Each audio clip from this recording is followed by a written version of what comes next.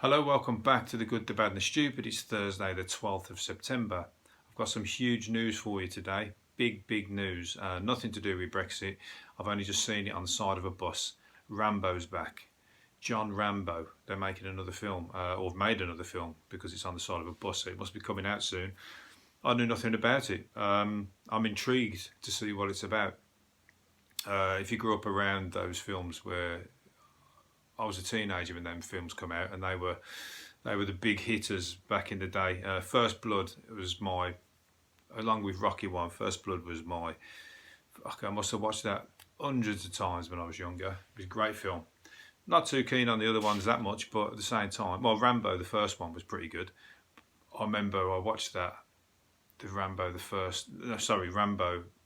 the second one. First Blood was Rambo the first one. Fucking confusing. First Blood was Rambo 1. Then Rambo I watched on a pirate video in the 80s. I think I got it out off a guy that he had a business where he was renting out pirate videos from his council flat. And I've spoken about this before, I think, but a long time ago. He used to rent out these pirate videos. He had a big list and everything. He's proper professional. But you couldn't see a thing. You watched them and you couldn't see a goddamn thing. I remember I watched the Rambo one, and all I could see was the whites of their eyes. Whenever it was a dark scene, you didn't know what the hell was going on. So I more or less listened to Rambo the very first time I saw it. But still, the excitement when because he used to let people know. I don't know how he used to do it. It was before email. Used to be on the must have been on the jungle drums or the smoke signals. When he had a new film in, everybody was on him. But he used to make a fortune. So anyway, there's a new Rambo film coming out, so get excited or don't give a shit, one or the other. I personally would like to see what it's all about. What I was going to say, one thing that also I saw today was a guy wearing skinny jeans.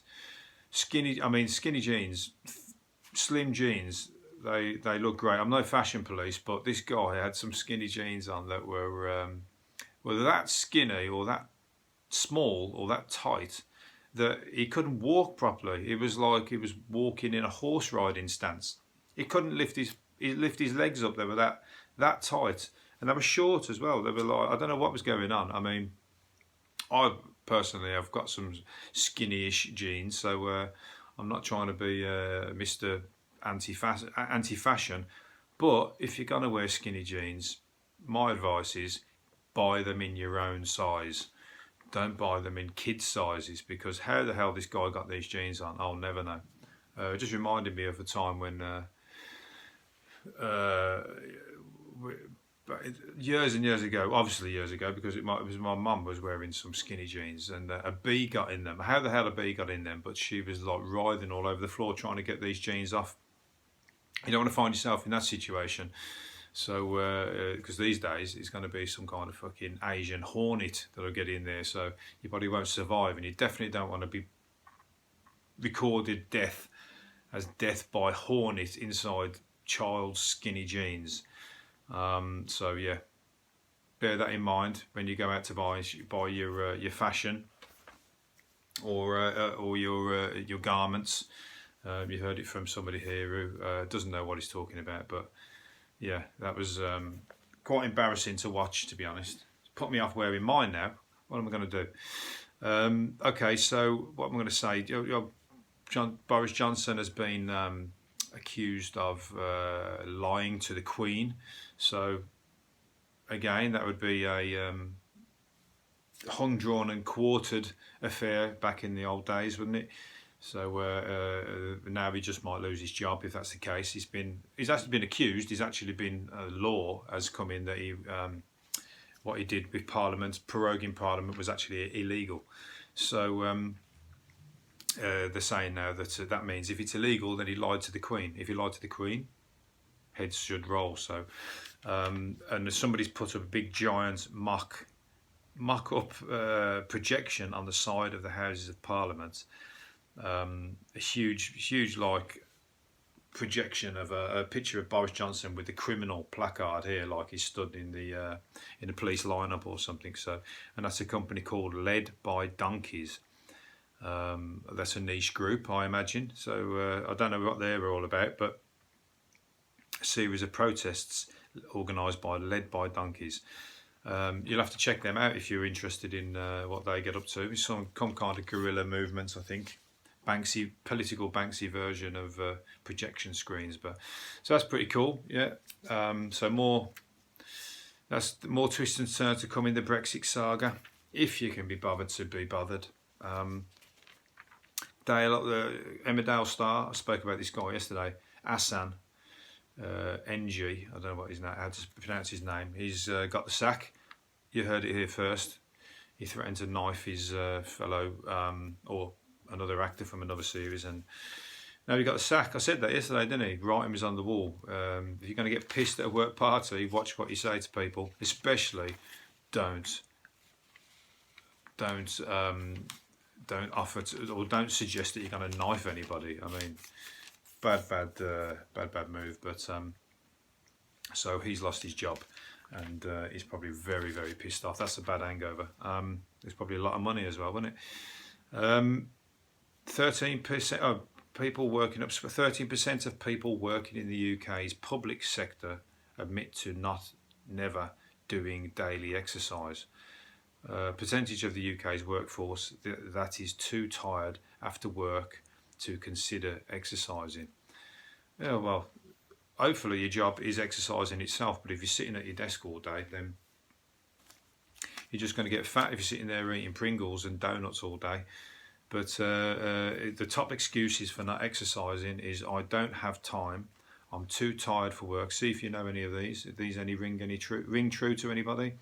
I don't have time, I'm too tired after work, I don't have the energy or motivation, the weather puts me off, my job prevents me from doing so, or I spent all morning trying to squeeze into the tightest pair of skinny jeans that are the wrong size for me, and it's absolutely knackered me out. I mean, that would probably be some kind of a workout, wouldn't it? They're the excuses, but you get exercise in all shapes or forms now, don't you? So you can run up the stairs, walk up the stairs, go to the toilet, hide in the toilet from work 100 times. That's a lot of walking. Basically, exercise can be a bit boring, can't it? But you've got to do it, unfortunately. You have to find something you enjoy doing, and then it won't feel like exercise. God, what do I know? I feel like I'm some sort of exercise guru. I got a lot of exercise yesterday, loading and unloading a van. I think I must have loaded and unloaded a van 10 times in a 7-hour job. So that's living all right for little to no money. And one of it was to go to a market this morning, which I haven't got up to go to. So there you go. That was a waste of time. Scientists have discovered that the first planet which has both water and temperatures to support life as we know it. So they've found a planet where life is possibly habitable, and it's got water on it, and they've called it K2-18b. Now so that's possibly the first sign of aliens. But they are, to get to it, it's 110 light years away. So how the hell they found that? I mean, it's crazy the way that we can look that far into space, isn't it? It's got a mileage here, and like imagine this on your mileage counter: 646 648 791 050 196 miles away. I don't even know what that number is, but that sounds pretty far to me. It will take you approximately 2.2 million miles to get there, or 2.2 million years to get there. So won't be any holidays over there anytime soon. So if the aliens were coming, you don't have to be too worried, because it's going to take them a long time to get here. Even if they set out today, they're not going to be coming your lifetime. So. But yeah, that's unless they've got some sort of beam version of light. Well, they have, haven't they? They have in the space films. So there you go. there's life or there's aliens amongst on the planets after all. I always said that. I always said I would love to see aliens come down in our lifetime. So one of these days it's going to happen. NHS chief have shelled out nearly £5 million to patients for bungled operations last year, including lopping off, listen to this, the wrong limbs. Can you imagine? NHS chiefs have paid out £5 million to patients for bungled operations, lopping off the wrong limbs. That is kind of, I didn't even know that kind of thing would happen in this day and age, but payouts were made to people who had the wrong foot, kidney, breast, leg and shoulder operated on, and some of them obviously took off. Surely the how do they explain that one, if you like? You know, when you go to complain, you wake up out of your anaesthetic or whatever, and then you go, hang on a minute, because you've still got the problem, haven't you? If you've got like, if they took the wrong leg off and you had like a leg that needed taking off, you've still got it, so you're going to have the other leg off. Oh, that's just, I couldn't imagine it. And I've been lucky, touch wood, not to be in that situation, but I'll tell you now, if I ever do, I'll be making sure. Can you double check that, please? Can you double check when you're having a look at can you double check? I'd like you to just check. Can you just look at the paperwork? You know, if you're going to any of those kind of operations, bear in mind there are fucking idiot doctors out there who, sorry, not idiot doctors, maybe they're too tired, maybe they're overworked and stressed out, and they just miss these kind of things. So it just goes to show that you know, even in the most professional of jobs there can be mistakes made. And another guy went in to have a bladder check, and doctors mistakenly circumcised him, and he received £20,000 in compensation. That's not the worst thing in the world. I could handle that for 20 grand. In fact, if somebody was to offer you 20 grand to be circumcised, would you? Would you? It's kind of like, it's not the worst thing, is it, being circumcised? Some people actually pay to have that done. So, although there was a guy yesterday who was circumcised, same sort of thing, circumcised by accident. No, went in for a circumcision and was rendered unable to have sex. So, again, I wouldn't pay 20 grand for that. So, you've got to be careful. Just imagine if you went into plastic surgery and you went in with, you gave them an idea of what you wanted, nose job, fucking face plants, what's it called, facelift and whatever, and they picked up the wrong notes and you end up getting the opposite or the wrong version of what you actually wanted. So, looks like it's easily done. A city banker who had a witch's hat left on her desk in a suspected prank by drunken male colleagues has won a claim for sex discrimination. Stacey McCann, who wants £4 million. When I read that, I was thinking, shit, man, she's like, thinks a lot of herself, doesn't she? £4 million. She wants £4 million by French bank BNP Paribas. And she basically said that she's been suffering. So after I read it a little bit further, I come down from my high horse, because she's actually on quite a good salary, £120,000 a year, and also claimed that over 4 years she's been paid hundreds of £1,000s less than what her male colleagues have been paid. So basically what she's doing, she's decided to go to town on them, and maybe she hasn't said nothing before, but that was the final straw, and she decided to go to town on them and go, right, hang on a minute, I'm going to fucking get mine. And if you have been paid less than male people or male colleagues, then you definitely deserve the money, in my book.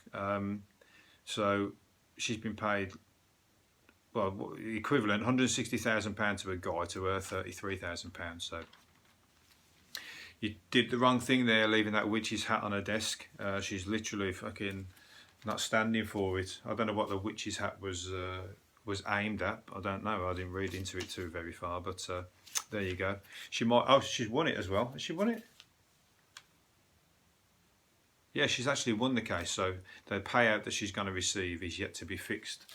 So wound her for the CEO of that company. there you go, there you go. That's the male-dominated workplace. Women are fighting back. Speaking of women fighting back, a wife chops off her hubby's penis. A woman has been arrested for chopping off her husband's penis, and it's been reported by the police officer that is dealing with it is a guy called Major Wank.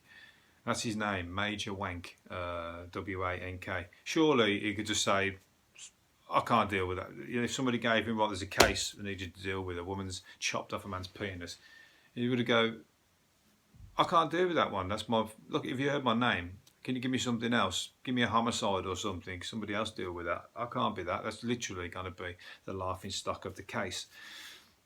Anyway, Major Jason Wank. Major Wank was better, who said officers located the lopped off todger and packed it in ice. The motive is not known, but there's probably only one or two motives that spring to mind in that situation. And basically they're saying they don't know whether it's going to be reattachable. So there you go, a woman scorned. That's not a woman scorned, that's a fucking nutcase scorned, but still. Never mind. He might be he might be a prick. He might be well deserved of it. Who knows? I don't know. But there you go. Major Wank deals with the sexual. What's they called? What do they call them over there? Forget it. I don't know what I'm talking about. Brick Wally. Madcap Mark Cranston puts another brick in the wall, building his stash of 3,500 bricks. As a collector who collects bricks, that's his passion. He's got 3,500 of them, and I thought, well, that's just weird, isn't it? Because that's just a wall, isn't it, in your garage? But looking at some of them, they actually have got names on them and stamps and ages, and as it happens, I buy and sell some stuff, and I had a load of antique bricks, and I sold them very easily, funnily enough, because people want the original feature bricks. So he collects these bricks, and they've got different names from periods and whatever else. So you might have thought that was a mad thing to do. Somebody ain't going to steal it very easily, are they? I don't think what they're valued at. If they were gold bricks, then happy days. But no, just unfortunately the regular standard house brick. So you want a passion to get into, there's one to look at or consider. A tenant from a hell trashed home. This is ridiculous. A guy walked into his house that he rented out to somebody. This is a tenant from hell who trashed his house, and he walked in, and basically I can't even show you the picture of this. It's literally just a pile of shit. He said there was shit all up the walls, shit all over the beds, human bed, bin bags all over the living room, just a pile. It was literally like a landfill site, but in the living room. How the fuck they lived in that like that, who knows? But it was in a house in Erdington in Birmingham, so not happy about that. I'm from Birmingham, and that's literally not what we like to hear. That we're not that kind of people, and he's got to pay thousands to remove all the shit and the poo and whatever else. So doesn't say a name. He's not even named and shamed. That I thought hopefully I was going to be able to name and shame the people there. So just goes to show there's some fucking crazy people out there. Not only are they chopping off penises, they're shitting on the walls in the rented accommodation. If you want to leave a comment, you want to get in touch and give your reasons for shitting on Mr. Mia's walls, then do get in touch and clear your name. Roast potatoes have been voted the favourite type of cooked spud to eat. Nearly a third chose the roasty. Mash was in second, ahead of jacket potatoes and chips. And they've said here wedges were the least liked. That's 5, they've said. Is there any more than that anyway? They're saying they're surprised that chips weren't higher up their list. I don't even know if is there anything else other than mashed potatoes, roast potatoes, wedges, chips. You've done them all there, haven't you? So, well, pretty much. I'm sure there's thousands more. Somebody like some smart ass gonna go, hang on a minute. There's actually hundreds of recipes with potatoes, but They're the big five, if you like. Chips would be at the top for me. I got to say. I wasn't called the chip shop kid when I was a teenager. When I was young for nothing. Was it pub beer sales have halved since the turn of the century, with industry bosses blaming the high rate of tax on a pint. You don't say pub beer sales have halved. That's because the prices have doubled. People are spending the same. That's people spending the same amount of money, but getting half the beer that they used to drink. Unless you go out and spend 50 quid or whatever, you don't really get drunk these days, do you? Not unless you're in a Wetherspoons. I wonder how they do it. Wetherspoons still, their prices are going down. They reduced their prices by 20p the other week. So how they're doing it without the tax thing or whatever, they can't be making much money. But there you go. If you want to increase beer sales, then you've got to put the prices down. Ice Cool, what was this one? Bill Oddie said he's rejected an offer to go into the jungle because he wouldn't eat creepy crawlies. We spoke about this yesterday, didn't we? I turned down I'm a Celebrity because I refuse to eat creatures that would normally be in a wildlife programme. It's a rule that all TV presenters obey. Never eat the cast. So there you go. I thought he went on it, didn't he? Did he not go in something like that? No. I've seen him in something. Bill Oddie's been in some reality programme. Is it Big Brother? Fuck knows. I don't know. I didn't even know he was still alive. So there you go. Welcome back, Bill. Well, we're going to finish up on something or other. What are we going to finish up on here? Drunk. Giant beanbags are being used by police to sober up drunks in custody. The comfy cushions are said to help ensure cops and prisoners' safety. The blue bags, dubbed as safety or restraint pods by top brass, have not gone down well with the rank and file officers. They're actually just big, what's it called? Big bean bags in the centre of the room. So that actually looks quite comfy. Some people might choose to get nicked rather than sort of sleep on the streets or something if you get offered given that option.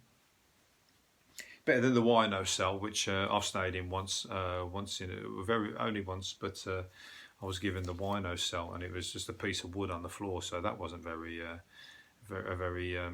humbling experience, I've got to tell you. And that was from being drunk, and I did nothing wrong. Bear that in mind. I was just with a group of people, and something happened, and I, amongst 10 other people, got arrested. So yeah, but there you go. It was rhetorical. I don't know what the word is, but it did me good because I don't think I've been arrested since. Right, going to finish up on one last thing. The love really is blind for queen honeybees. Males of the species have toxins in their sperm which are released during sex and leave the queen temporarily sightless. Other toxins released kill off the sperm of their rivals. Okay, now the male bees want to ensure their genes get passed on and discourage the queen from mating with additional males. So that's a bit, what's the word? A bit clingy, ain't they? A little bit over the top. They've developed sperm that kills other sperm, and then also sperm that's quite toxic by the sounds of it. It's making you sightless. So yeah, that's the honeybees. They're not quite the cuddly little flying creatures that you think. They're actually sex maniacs by the looks of it.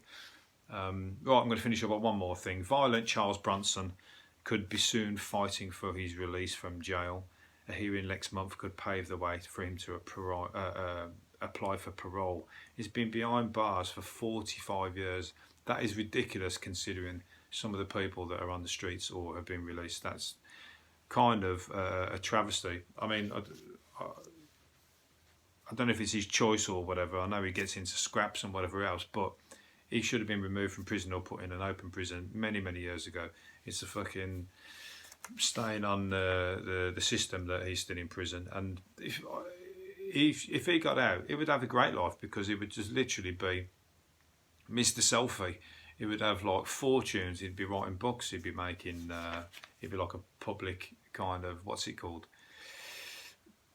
it was the dark celebrity, if you like. So he wouldn't be short of a few quid and a few fucking women after him anyway. So if I was him, I would just refrain from kicking your prison guards' heads in on the way to the parole meeting, and get released and sort of reap the rewards of what you've spent 45 years in prison, because everybody want to hear your stories.